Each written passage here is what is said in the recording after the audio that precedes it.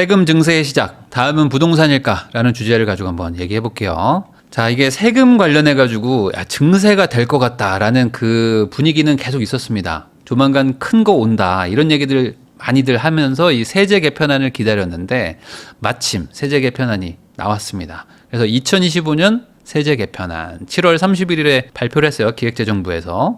근데 이 기획재정부에서 발표한 이 세제 개편안을 보자마자 저는 깜짝 놀랐습니다. 아마 여러분들도 이거를 보신 분들이 있을 텐데, 부동산 파트 어디 갔어? 부동산 파트가 아예 없어요. 아예.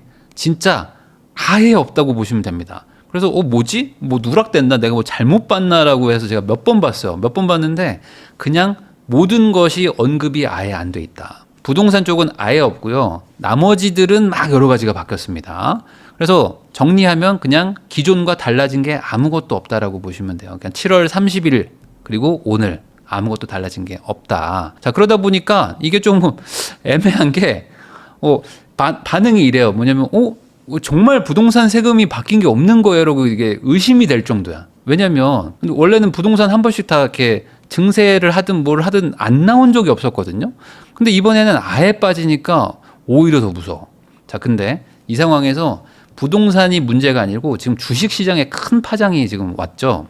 그래서 요즘에 주식 투자 많이 하신 분들 있잖아요. 특히 이제 국장 투자 하셨던 분들 많죠. 연초만 해도 국장을 투자하면 안 된다고 했던 사람들이 지금은 국장이 너무 좋아요라고 했던 시절이었잖아요. 그러다 보니까 국장 투자를 많이 하셨고 돈도 많이 벌었는데 여기가 지금 완전 타격을 받았습니다. 자, 세제 개편 실망의 검은 금요일이다라고 막 표현이 나올 정도로 코스피가 4%가 빠집니다. 이 지수가 하루에 4%가 빠진 거는 종목으로 치면 막 한 8%, 10% 빠진 것들이 엄청 많다는 거예요. 완전히 그냥 급락을 해버렸는데 이게 관세 협상이랑 이 증세가 같이 왔죠. 동시에 오다 보니까 가뜩이나 기업들 관세 협상하면서 좀 실적 안 좋아질 것 같은데 라는 생각에다가 증세도 막 들어가고 하니까 야, 이거 나와야 되겠다 라고 하면서 사람들이 막 던지기 시작한 거죠. 그러다 보니 어떻게 됩니까? 코스피가 지수가 4%가 빠졌다.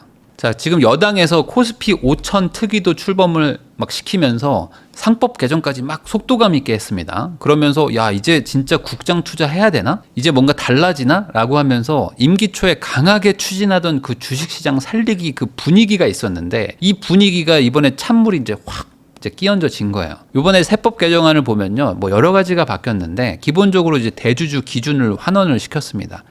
그러면서 이제 증세가 이제 시작이 되는 거죠. 이게 보유 금액이 50억이 넘은 사람들만 대주주라고 취급을 하면서 한 종목당 그런 사람들은 주식을 사고 팔 때 양도세를 내라라는 게 있었거든요. 근데 이게 너무 높다라고 해서 이제는 10억 이상 가지고 있는 사람들은 양도세를 내라는 겁니다. 그러면 9억을 가지고 있는 사람들은 양도세가 없는데 10억을 넘게 가지고 있는 사람들은 양도세를 낸단 말이에요. 자, 그럼 이제 어떻게 되냐? 양도세가 적지 않아요. 그러면은 잠깐만, 양도세 낼 거면 내가 미장을 하지 내가 국장을 왜 해? 라고 하면서 들어왔던 사람들도 이제 쫓아내는 거죠.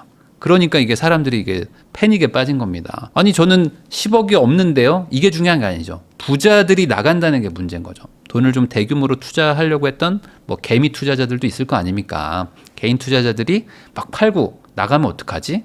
뭐 이게 또 연말에 또 막 다 팔고 막 이러면 어떡하지? 이런 막 걱정들이 막 생기는 거죠. 자, 거기다가 이제 뭐 기존에 발표도 했었지만 법인세를 또 다시 환원을 한다고 했어요. 그래가지고 이제 다 1%씩 올립니다. 근데 사실 0에서 2억이면 되게 돈 못 버는 법인인데 정말 영세한 법인이잖아요. 근데 이 영세한 법인도 어쨌든 다 같이 올리는 거예요. 그러니까 전반적으로 지금 다시 증세 기조로 가는 거고. 자, 거기다 이제 증권 거래세도 환원을 한다. 그래서 이것도 이제 좀 깎아줬던 것들 다시 이제 원상복구 시키면서 결국에는 이제 세금을 증세하는 쪽으로 이제 간다는 거죠. 자, 그러다 보니까 이게 막 그 여론이 안 좋았는데 지금 현재 여당의 어떤 취지는 이거예요. 뭐냐면 지난 윤석열 정부 때 낮췄던 것들이다, 이게 다. 그러니까 이게 증세가 아니라 원상복구하는 것이다. 그래서 이제 세금의 정상화라는 표현을 좀 써달라. 이게 증세가 아니라 정상화다라고 얘기를 했지만 사실 이게 좀 애매하죠. 왜냐하면 타이밍이 하필 지금이었어야 했냐라는 게 이제 시장의 반응이에요. 그러니까 좀 뭐 나중에 하든지 뭐 지금 관세도 협상하고 막 이러고 있는데 법인세도 올려 뭐 거래세도 올려 뭐 지금 코스피 5천 간다며 5천 갔다가 올리든지 왜 지금 올리는 거야 라고 하면서 사람들이 이제 불만이 많아진 거죠. 그래서 이게 야, 이게 정말 뭐랄까요? 뭐 진보 보수할 것 없이 주식 투자하시는 분들이 막 한마음이 돼가지고 엄청 막 뭐라고 하는 거예요. 현 정부에 대해서 왜 그렇게 하는 거냐 하면서 세금 2천억 거두려다가 시총 100조 날라갔다 뭐 이런 얘기도 하고 뭐 세수를 35조를 확보하려고 했더니 뭐 100조가 날라갔다 이런 얘기들이 막 다 나옵니다. 자, 거기다가 이제 외국계 관련된 IB 뭐 투자은행이나 이런 곳들도 이제 막 리포트가 나오기 시작하는 거예요. 야, 이거 안 되겠는데? 뭔가 지금 정부가 증시를 좀 활성화하려고 했던 그 기조가 꺾인 거 아닌가라고 하면서 한국에서 돈을 좀 빼야 되는 거 아니냐라는 리포트들이 막 나오기 시작했어요. 그러면서 코스피 3천도 어렵다 뭐 이런 얘기들이 나오니까 사람들이 이제 더 불안해지는 거죠. 그래서 지금 이 양도세를 이제 환원시키는 거, 대주주 양도세 환원이니까 이제 50억을 10억으로, 그러니까 10억만 넘으면 대주주라는 거예요. 그러니까 이거 기준을 원상복구하지 마라라는 청원이 이제 시작됐고요. 이게 5일차인데 5일차에 이제 14만 명이 동의를 합니다. 그러니까 이 14만 명이 5일 만에 모였다는 거는 이 기세로 가면은 이게 엄청난 표심의 변화가 생길 수 있지 않습니까? 그러니까 이게 지금 정치권에도 영향을 줬어요. 그래서 지금 민주당의 이제 새로운 신임 당대표죠. 이제 정청래 대표가 당선 하루 만에 이제 이런 시련이 이제 딱 온 거죠.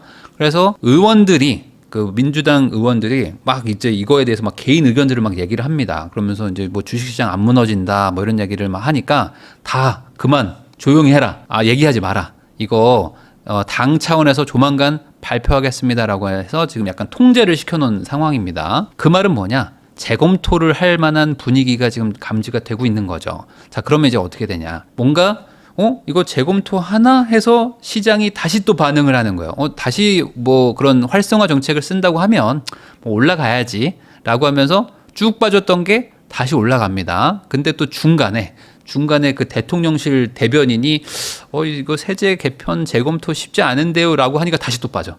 그러니까 지금 누가 하나 정권에서 말을 하면 막 왔다 갔다 출렁출렁 하고 있는 상황입니다. 자, 그나마 다행히 지금 미국에서 금리 좀 내린다고 해가지고 분위기가 조금 살아나서 그러면 좀 다시 이머징 마켓 좀 뜨나? 해서 다시 좀 회복은 하고 있지만 아직 위태위태한 상황이다. 자, 그래서 지금 부동산 쪽이 끝났다라고 생각해서 주식 가셨던 분들이 지금 완전 약간 뒤통수 맞았다라고 생각을 하는 분들도 지금 많아요. 왜냐면 지금 세금 뭐 없애고 활성화 시켜준다고 뭐 배당소득세도 막 더 낮춰준다고 해가지고 야, 이제 앞으로 이제 부동산 말고 주식 투자해야지라고 생각했는데 오히려 부동산은 세금을 안 때리고 주식에다가 증세를 하는 거예요. 그러니까 이거 어떻게 하냐. 자, 그러다 보니까 이제 지난 주말에 뭐 인터넷에 이런 데 많이 올라왔습니다. 뭐냐면 부동산이 결국 불패인 이유 하면서 회의적인 그런 글들이 많이 올라왔어요. 그러니까 그만큼 이 주식 투자하시는 분들한테는 시장 충격이 좀 있었다. 근데 이게 아직 끝난 게 아니라는 게 좀 리스크가 있습니다. 자, 그럼 도대체 왜 이렇게 시장이 출렁출렁 했을까? 사실 이 기대감이라는 거는 실망감으로 바뀔 수도 있거든요. 특히 기대감이 갑자기 올라가면 실망감으로 갑자기 커질 수도 있는 거 아니겠습니까? 그러니까 국장에 대해서 믿음이 그렇게 높지 않거든요. 사실 우리 국민들이 이 코스피, 코스닥에 대해서 장기 투자하겠다라는 생각을 갖는 사람이 별로 없어요. 근데 여기서 조금 분위기 좋아지려고 하는데 막 세금을 때리니까 야, 이거 뭐야? 아닌가 보다 하면서 이제 도망가는 분들이 많아진 거죠. 자, 한국 가계 순자산 비율을 보면요. 이게 2024년 기준인데 주택을 한 50% 가까이를 가지고 있고요. 그다음에 기타 부동산이라고 해 가지고 뭐 다른 뭐 주택이 아닌 걸 가지고 계시겠죠? 근데 요런 것도 한 21%를 가지고 있습니다. 그러니까 한국의 어떤 그냥 일반 개인들은요. 거의 부동산의 한 70%, 80%를 가지고 있어요. 그리고 나머지 금융자산도요. 대부분 현금이나 예금입니다. 그리고 보험이나 연금도 11%예요. 그러면 주식은 어딥니까? 주식이 여기 5% 안에 조금 가지고 있는 거예요. 5% 안에. 그러니까 국민들이 자산의 5% 정도만 주식 투자할 정도로 주식에 대한 신뢰도가 되게 낮습니다. 요즘에 젊은 분들이 이제 미국 주식 투자하고 하시지만 아직도 나이 많은 분들, 어찌 보면 이제 진짜 자산을 많이 가지고 있는 분들은 미국 주식 그렇게 많이 투자 안 하거든요. 대부분 국장을 조금 투자하고 연금이나 보험, 뭐 예금 이런 것들 많이 가지고 계세요. 부동산 많이 투자하시고. 그러니까 그런 정도로 야, 국장에 대한 믿음이 별로 없는데 이번에 좀 가나보다라고 해서 조금 들어가려고 했는데 어김없이 막 내려가니까 이거 안 되겠다. 자, 그래서 조금 올라갔더니 세금 걷네? 이럴 거면 왜 하라고 했냐 하면서 시장의 반응이 되게 싸늘했다라고 보시면 될 것 같아요. 자, 그러면 이제 문제는 이제 주식에서 이제 세금을 못 거둘 확률도 높아지잖아요. 물론 뭐 일부 올리긴 했지만 아마 이제 양도세 같은 것들도 저렇게 가는 거 보면은 이제 주식 쪽에서 뭔가 증세를 한다는 거에 대해서 약간 재검토 분위기로 좀 갈 것 같고, 그리고 뭐 다른 것에서도 지금 세금을 많이 걷어야 되는 상황에서 주식 파트 뭐 크진 않더라도 여기서도 꽤 세금이 나오는데 여기가 지금 불안하다면 어디서 걷어야 되는가? 그래서 이제 부동산을 투자하는 분들이 이번에 세제 개편안에서 부동산이 빠졌다고 해서 안심할 수는 없는 상황이다. 저는 뭐 그렇게 봅니다. 자, 왜 부동산으로 관심이 갈 수밖에 없다. 지금요, 이런 기사들이 막 나오거든요. 그러니까 이제 비과세나 뭐 감면 같은 것들을 좀 많이 축소하는 분위기입니다. 그래서 요번에 그 세제 개편안을 보면요, 여러 가지 뭐 그런 감면됐던 것들 중에서 뭐 효과가 좀 부족했다거나 아니면 이런 것들은 뭐 이미 뭐 소임을 다했다 하는 그런 정책들을 많이 없애려고 하고 있어요. 그래서 이제 72개 정도의 비과세 감면 항목 중에서 16개 정도를 종료하거나 축소를 해가지고 앞으로 한 5년간 4.6조의 세수 확보를 하겠다라는 게 이번 기조라고 하더라고요. 자, 그러면 이게 뭐냐? 증세를 하긴 할 것이다. 근데 증세를 어딘가에선 해야 된다. 그게 어디냐? 자, 그래가지고 지금 단독 기사가 하나 나왔습니다. 정부가 주택 공시가격을 올릴 것이다. 그래서 윤석열 정부 때 공시가격 시세 이제 90%까지 뭐 현실화하는 거 있었거든요. 그 현실화를 안 하기로 했었습니다. 그러니까 한마디로 공시가격을 좀 낮춰가지고 보유세를 이렇게 깎아주는 정책을 썼는데 요걸 다시 원상복구, 그러니까 문재인 정부 때 그 현실화율 90%로 원상복구하는 거 아니냐라는 지금 기사가 떴어요. 그러면 이게 세법을 안 바꾸고도 보유세 인상을 할 수 있거든요. 그러니까 이렇게 세법 안 바꾸고 사실상 이제 증세할 수 있는, 부동산 증세를 할 수 있는 방법이 있다. 이걸로 가지 않겠냐라고 했는데 이제 요게 바로 이제 반박 보도 자료가 나왔습니다. 국토교통부에서 주택 공시가격 상향을 검토하는 거는 사실이 아니다. 검토한 적도 없다.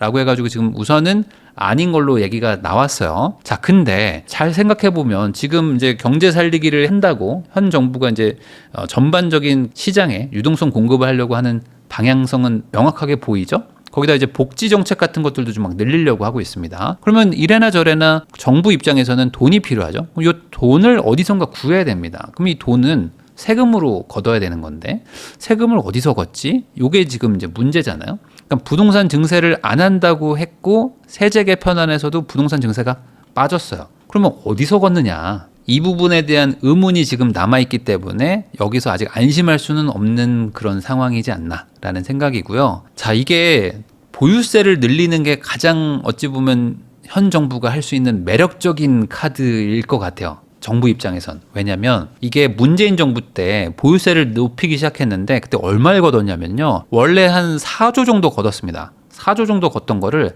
마지막에는 11조를 걷어요. 이게 5년짜리 정부 안에서 세금을 3배를 올렸거든요. 근데 3배를 올렸음에도 불구하고 그때 이 정책을 지지하던 국민들이 꽤 많았습니다. 그러니까 그 말은 뭐냐? 이게 누군가한테는 조세 저항이 엄청나게 심할 수 있지만 이 다수의 입장에서 봤을 때는 내가 해당이 안 된다면 뭔 상관이지? 라는 그런 증세 포인트거든요. 특히 이제 우리나라는 무주택자도 많기 때문에 그럼 무주택자들은 부동산 증세에 대해서는 뭐 찬성 분위기가 많고 유주택자 분들도 나까지는 빼준다면 나는 상관없는데 라는 그런 분들도 많단 말이죠. 그러다 보니까 세금이 5년간 거의 3배 가까이 4배 가까이 막 올라가도 이거에 대해서 국민 여론이 나쁘지 않았었단 말이죠. 자, 그러면 이렇게 세금을 급등시킬 수 있는 파트가 있는데 야, 여기를 안 올린다? 이게 또 참기가 쉽지 않을 수 있겠죠? 자, 이게 공시가격 현실화율이라는 게 기본적으로 이게 할인율이거든요. 지금 할인율이 70%라는 겁니다. 70%인데 이 70%가 지금 20%가 더 늘어난다는 거잖아요. 그러니까 할인을 깎는 것 자체만으로도 증세인데 부동산 시세가 상승하면 어떻게 됩니까? 상승하면 상승했다고 재산세 보유세가 늘어나요. 근데 공시가율 할인율도 같이 깎아버리니까 이게 2배로 막 올라가고 하는 게 있습니다. 그래서 2018년도에는 그 전해보다 10% 넘게 세금이 올랐고요. 2021년이 가장 많이 올랐는데 거의 20%가 올라갑니다. 그러니까 보유세가 20% 올랐다고 보면 돼요. 1년 만에. 그러니까 엄청나게 많이 오른 거죠. 그러니까 5년간 3배가 올랐겠죠. 자, 지금 이제 강남이 평당 2억을 돌파한다 이런 기사들이 막 나오고 있거든요. 지금 뭐 반포나 뭐 압구정 이런 데들은 지금 평당 2억 넘었다. 뭐 2억 5천을 뭐 돌파하러 간다. 뭐 이런 얘기들이 나오고 있습니다. 그러다 보면은 이 똘똘한 한 채 쏠림 현상의 끝이 지금 뭐 강남, 뭐 한남동 이런 데거든요. 그런 곳들은 똘똘한 한 채인데도 집값이 엄청 올랐고요. 그런 분들이 보유세는 상대적으로 집값 대비 적게 내고 있고, 그리고 그분들은 이제 한 채를 가지고 있다고 해가지고 뭐 대출이라든지 뭐 아니면 무슨 뭐 여러 가지 세금에서 뭐 규제를 당하고 있는 편은 아닙니다. 다주택자들은 뭐 아예 대출도 안 나오거든요. 자, 그럼 이런 상황에서 이 국민적 반감이 되게 높단 말이죠. 그럼 이런 높아지는 상황을 정부가 어쨌든 보고 있는데 부동산의 세금을 안 걷겠다, 뭐 증세하지 않겠다 라고 지속적으로 얘기하고 있습니다. 그리고 그걸 지금 현재까지는 지키고 있어요. 지금 이제 임기 시작하고 지금 2달이 넘었는데 세금 증세 얘기는 안 나오고 있습니다. 그러면 계속 안 나올 수 있을까? 이거를 이제 참다가 어쩔 수 없이 이제 증세를 하는 카드를 꺼내지 않을까라는 생각도 좀 들어요. 왜냐면은 이번에 민주당의 어떤 그 주식 관련된 어떤 기업 관련된 세금은 사실 원상복구라고 봐도 맞거든요. 왜냐면 이제 기존에 문재인 정부 때 했던 것들을 윤석열 정부에서 너무 완화를 시켜줬으니 우리는 이제 다시 똑같이 이제 진보 진영에서 정권을 잡았으니까 원래 우리가 하던 대로 돌려놓을 거야 라는 거니까 원상복구라고 말해도 뭐 이론적으로는 맞는 거죠. 근데 이 부분에 대해서 이제 시장이 완전 막 엄청 반감을 갖게 되니 어떡합니까? 이쪽에서 이제 우선 한 발짝 물러난 거란 말이에요. 그러면은 잠깐만, 그럼 부동산도 원상복구 해야지 라고 생각하는 그 여론도 있지 않을까? 그 국회 내부에서는요. 그러면 이게 과거에는 다주택자 규제를 해가지고 힘들었으니 이번에는 그러면 고가 1주택자들 위주로 가면 어때? 라고 약간의 변형을 줄 수도 있지 않을까? 왜냐면 이분들이 생각보다 많지는 않거든요. 숫자로 치면. 근데 이분들이 세금 낼 여력은 가장 많거든요. 그러니까 여기다가 세금을 부과를 해가지고 세수를 좀 확보하고 그거를 좀 뭐 복지나 이런 데다 쓴다면 그러면은 약간 표심도 좀 이렇게 잡으면서 나름 우리가 원하는 정책을 펼칠 수 있을 것 같은데 라는 생각으로 갈 확률이 점점 높아지고 있는 것 같아서 이제는 고가 1주택자라고 해서 마냥 좋은 시절은 이제 점점 끝나가는 게 아닌가라는 생각도 좀 듭니다. 물론 아직 바뀐 건 아무것도 없습니다. 이번 세제 개편안 때 부동산 파트 자체가 아예 없다라는 거는 좀 특이사항이긴 해요. 그렇지만 정책은 항상 중간에 나오면 그만이니까 아직 뭔가 세금이 안 바뀌었다라고 말하기에도 어려운 상황으로 보입니다.